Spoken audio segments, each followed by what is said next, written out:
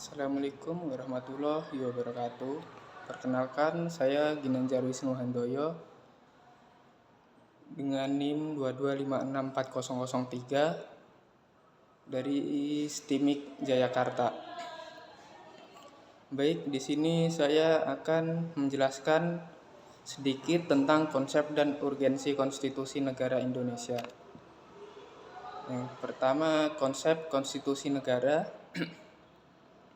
di mana konstitusi adalah dokumen fundamental yang menjadi dasar penyelenggaraan negara. Di dalamnya tergantung prinsip-prinsip dasar dan aturan-aturan pokok mengenai struktur, fungsi, dan hubungan antara lembaga-lembaga negara serta hubungan antara negara dan warganya.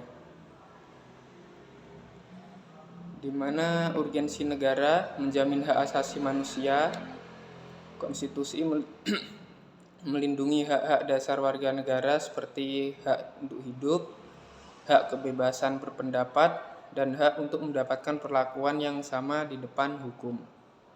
Kemudian landasan hukum. Konstitusi menyediakan landasan hukum bagi segala bentuk peraturan perundang-undangan dan kebijakan pemerintah. Kemudian struktur dan fungsi pemerintahan, di mana struktur pemerintahan termasuk pembagian kekuasaan antara eksekutif, legislatif, dan juga yudikatif, serta hubungan antara lembaga-lembaga negara tersebut. Selanjutnya, stabilitas dan keberlangsungan negara.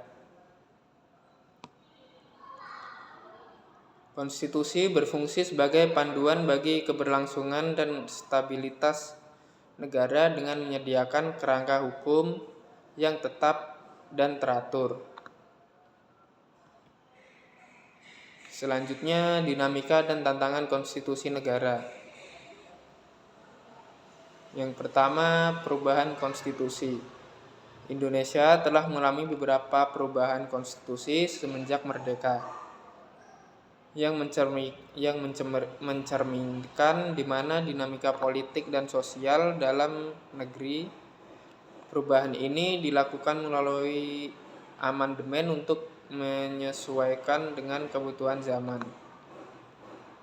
Selanjutnya, implementasi dan penafsiran.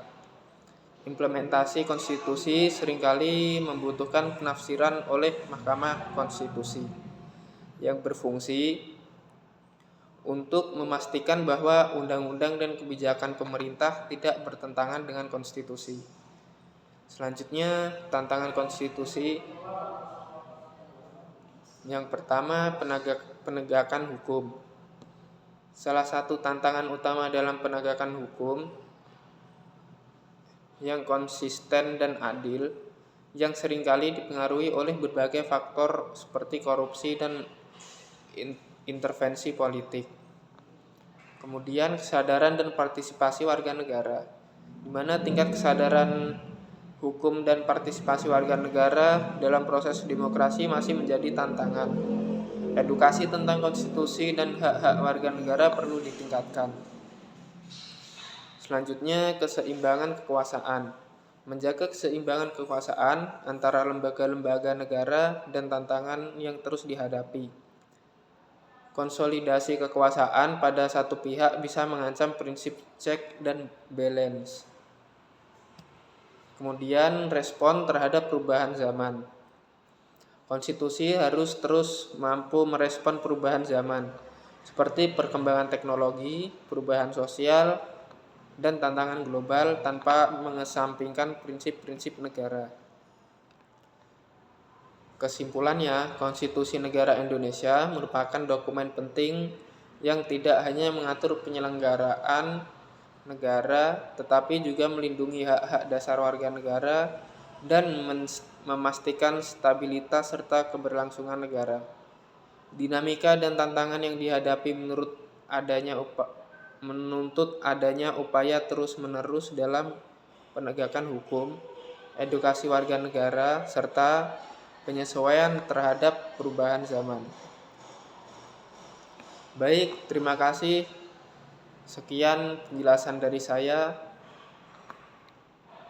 Kurang lebihnya mohon maaf dan terima kasih.